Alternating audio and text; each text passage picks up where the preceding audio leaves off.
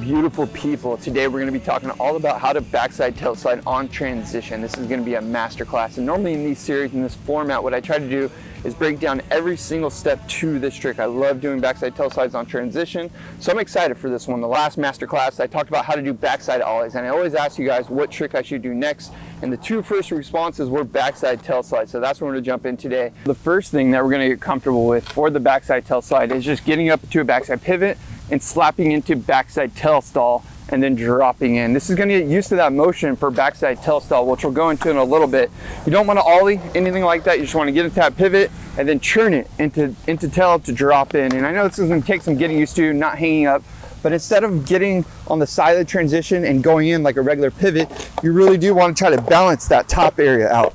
And then what you want to do is kind of use that pocket in your tail to bring it back into that drop-in position and then go forward. You're not worried about going too fast at this point. The whole motion here is just to figure out what we're doing with this. We're kind of just churning around. Only the difference is that like we're not going straight into the tail. We're just getting used to like a slow motion of churning it into the tail. This is going to be fundamental for just later when you're actually landing the tail slide. So sometimes we have to do is like reverse engineer tricks. So right now we're kind of almost focused on the landing part before we even talk about the scoop, the scrape, anything like that. So just get up, get comfortable with backside pivot, slap that back tail in there on a couple different transitions. This is something you get used to on pull coping, noping, regular metal coping. It's just going to get you really comfortable with that landing motion. And ultimately what you really want to do is just keep churning that shoulder. So you're going to turn, pivot, and then keep turning that shoulder again. It's going to be a little bit of a stall motion.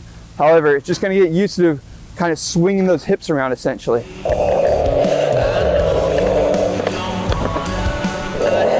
Now you don't need to do it all in one motion. It doesn't have to happen all in one motion. The idea here is just get in that pivot and then churn the hips. The big thing here is you're really just kind of figuring out how to churn those hips into that tail stall motion and then dropping in. You're not worried about like getting straight into tail, anything like that. Just doing this a bunch over and over and over, getting that pivot, snapping into tail is really going to get comfortable with later on landing it. And not only that, we're just figuring out the scoop, which is the next thing we'll talk about, scooping into the backside tail stall.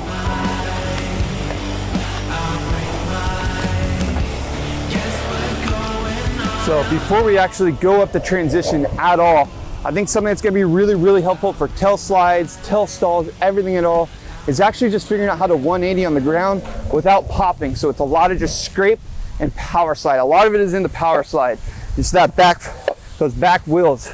You want to use that back pivot area, concave of your board, to kind of scoot it along. You're not lifting up too much. It's more of a scoot with the back foot. It's all about this motion of just turning those shoulders like that. Winding up, you're kind of pre-winding a little bit, and then you're going like this. That's where your shoulders are. So they're kind of low, and then you're lifting them up into the corner. While at the same time, you're doing that bowling move. Just like that on flat. I think this is really, really crucial. Figuring out the motion before you go up into the transition. So just figuring out that bowling technique. The bowling technique that I refer to in every video is like this when you go bowling, right? Like you kind of like kick that back foot back, you throw the ball. It's kind of what you're doing right here. The only difference is you're pre-winding those shoulders up and you're kind of digging that back shoulder. You kind of want to drop low. The shoulder in the front, you kind of want to go higher and use that to push your hips into the transition or into the flat in this case. All right, so once you're comfortable with scooting on the flat ground, doing those like backside scrapes on flat ground, scoots without lifting up the ollie at all, next step is to try to bring that into the transition and combine that backside pivot to tail, those backside 180 scoots on flat where you're not really ollieing, you're kind of just scraping that tail, using that bowling technique, you're really digging your hips into it, turning those shoulders. Now what you want to do is try to figure out how to bring that into some small transition like this right here. I think this is a perfect size. Now the point here in this lesson, this area, masterclass of backside tail sliding, is to show you that it's not much of an ollie into the tail. Because I think when you ollie into tail slides, like say I went up and I ollied into this like a ledge, it's totally doable, totally feasible, and it's great. But I think that's gonna be a disadvantage when you get to bigger transition and all sorts of different transitions. So the goal here is not to ollie too much, but to kind of scoot your tail into that drop-in position, similar to the backside pivot to drop in, but now we're gonna wanna try to scoot up the transition and get into that tail versus getting into the truck first. Before we move on to some coping or just slides or anything like that, I really want to this part of the video and just like this technique. So I'm gonna do one more, just flat style, right before it. So the big difference here is obviously once we get to the transition, there's a little lift. So it's less of a push like you are on flat. You're kind of doing that push while you're almost lifting into the tail. It's okay if you overdo it too. It's a little more of an ollie than it is on flat, a little bit. That toe right over the center of the board. That's important. Guiding it. And slapping that back tail in there. Oh, my front foot, my toe is like right around here. It's not hanging over the edge, not over here. It's like right in the middle of the board. If anything, a little bit over that hardware. And that is really important because that toe is kind of what slaps it into place and kind of allows it to flatten out while you're using that back concave area to scoop it. So the toe with the stall is just as important, the back. You want to cross lock it into that transition. Back foot's in that nice sweet spot of the pocket. Front foot's kind of just guiding it. And I want to scoop with that back toe. So my back foot isn't too flat. I'm using more of that toe area in the front of my foot. Kind of crunching my foot over. It's not flat. It's not on the toe like that. It's one of my tippy toes right there. Goal here at this part is not to ollie, essentially. We want to get used to that scooping motion because this is going to be super crucial once we get into the slide here in a second. So we really just want to figure out, you almost imagine like your tail's going up the side of it, scraping up the side, and then going right into drop-in position versus going up like we were before and then turning it. So we're kind of doing the turn right at the very end. And you don't have to worry about going at an angle. I would say when you're doing these tail stalls, going more straight in is actually going to be good. Sometimes you might over rotate it, which means you're going like that way, which is fine to correct. You don't have to correct it. One way to correct it is to simply drop in and you're going that way. So you have to be leaned more in. But ultimately the goal is here is really scrape that tail up and just figure out how to get in there, that drop in position while you still keep that front foot with your toes kind of controlling everything. Your back foot's in that nice sweet spot. Also, you're going to be able to swing into it using that hip and that bowling technique that I was referring to before when you're going more straight up and down versus an angle, which we'll get into when we're sliding. Remember, you don't have to start at the very top. You can go low with this trick and bring it up to the top. So we're using that power slide 180 motion that we talked about in the beginning, but now we're doing that early so that we can scoot into the backside tail stall. Now, the other thing I will say with this that's really important at this stage is figuring out how a lot of this trick has to do with that front ball of your foot. So as much as the back ball, we'll get into the balls. And what I mean by that is like your big toe and that arch that's right underneath your toe. It sounds silly, but a lot of that is going to control where your board goes. It's kind of use it as your power strength, right? Because we're going to use that when we're sliding, but you really want to use that kind of upper toe part of your foot to control the turn. So once you're done turning, you want to, so the point is like when you're doing that power slide technique and you're getting up there with that toe, it's able to control you to turn you back in. So you're not like constantly just turning 360. You're able to kind of balance it out. You turn which way you essentially want your board to go. Figuring out that front toe technique is really crucial to the slide.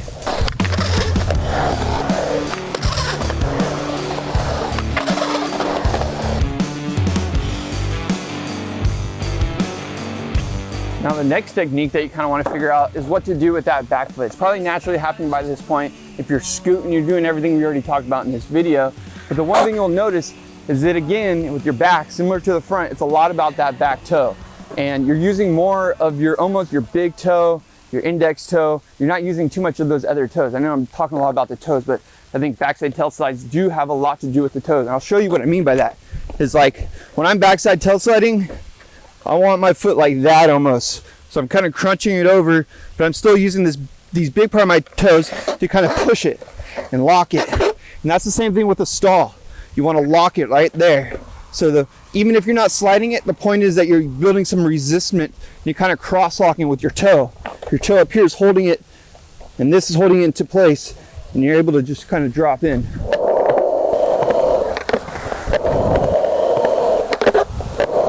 Hopefully you can see with that last one what I mean by the cross lock. So I'm pushing it with my toes this way, and this one's in the opposite direction.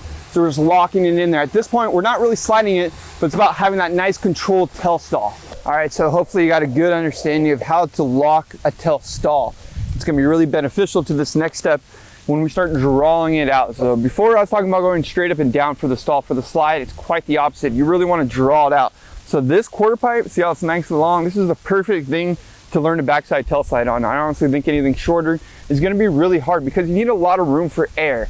And what I mean by that is like room to get into it, room to get out of it. And if you don't land straight in, a lot of times you're going at an angle out. So as much as it looks like I'm dropping in straight in on a lot of the tail slides, which maybe it is, but it feels like I need room to draw it out. And the big difference with the slide versus the stall is a lot about your hips. So instead of that super intense swing in motion, we're gonna slow all that down. Essentially, if we wanna be able to use this whole quarter pipe and we're gonna really draw everything out. So as much as the stall, we learned how to quickly snap in there and control it. Now we're basically gonna slow all that down. That's how the backside tail slide works.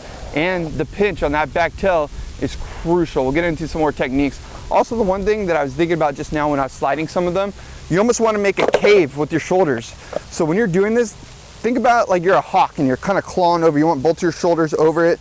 You know, you're gonna obviously pre-wind up, churn into it, but then you kind of want to be hawked over it. The one thing I'll say, I kind of make a cave with my front shoulder so that I'm looking through here, through the armpit area. I'm not trying to look over the shoulder too much. Like, I think that does happen, but I almost more like this and I'm looking underneath here. So we're gonna drill here. I'm gonna draw it out. I'm probably gonna start sliding there and go there. Obviously, we're starting on something with some metal coping. I think metal coping is really good to start with for backside tail slides because we can really lock in there. I'll show you what I mean by locking in right now. It's a little bit different on transition, like I was saying, than a ledge. Like typically on a ledge, you kind of want to be like right in there.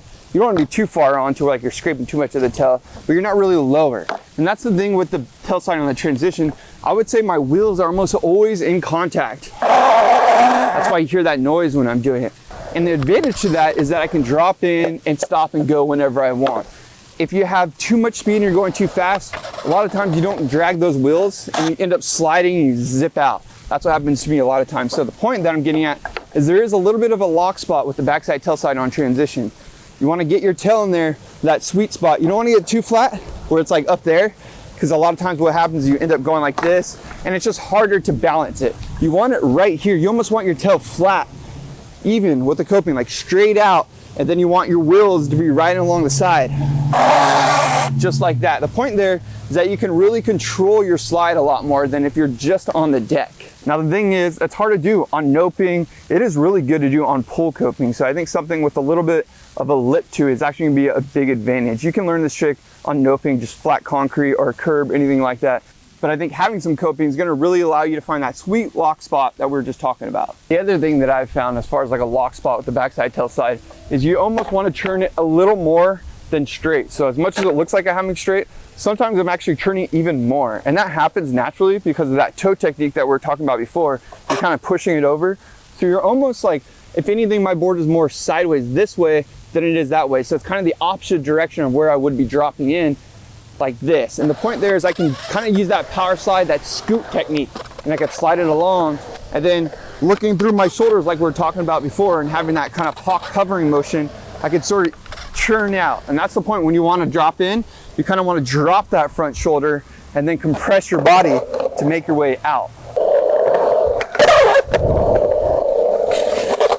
You want to remember when you're going up for the backside tail slide, that's a very sideways. The more sideways you go with the ramp, the less of that power side, the less of that snap, the less hard essentially it is to go into it. So going more parallel with the coping, it's more of a hip motion versus having to churn as dramatic. I'll show you a couple more right now in raw time. And then I'll also like talk about it as I'm doing it. So maybe that can kind of help you vision it. Shove. Boom. See, like I didn't even slide it that far, but you can probably hopefully see on that one, I kind of went the opposite way and then corrected myself on the way out. Learning that technique is really going to allow you to kind of like pinch and hold the slides. And then over time, you can start to like bring your tail more up, like to the point where I kind of like wanted to really level at first. I think that's a good advantage when you're learning it. Over time, you kind of figure out how to pull it up. All these little techniques will come within time. I think everything else I talked about hopefully will get you to that point to where you start to develop your own style of backside tail slides. And that's kind of my point with these videos. And my perspective is like, here's my techniques. Here's some things that I think about when I'm doing these. There's no right or wrong way to doing skateboard tricks. So I know I talked a lot about different things before the backside tail slide, but I think if you combine all those things we talked about before the actual slide Once you get into the sliding motion, you're going out a good direction, you have a good amount of speed, you will slide. The one thing I'll say is backside tail slide, you need more speed than you don't, because those wheels, everything else is really slowing you down. So I think going into it quicker than you would normally expect to go into it is going to be a good idea. The other thing is, you can kind of just push your board out. You know, like when you're not making it slide onto your hips or whatever you need to do.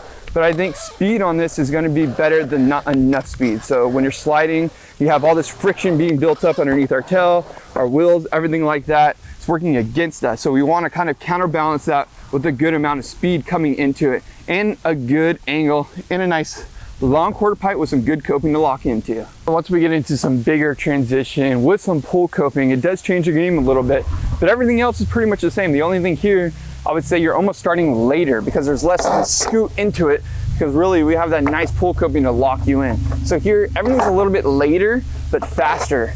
The one thing I will say with pull coping though, is you can lock into it really good and it sends you. You wanna be lower with this one than up. So the higher you are with pull coping, it's a little scary. You kind of want to keep it down here. So again, it's that cross lock, you can drop in whenever you're ready. All right, I hope some of these tips were helpful for you. Learning backside tail slides, tail stalls, having fun, getting out there and getting some. Let me know what a masterclass trick we should do next on transition. Make sure you hit that like button if you enjoyed this and found any of these tips helpful. See you on the next one. Mash.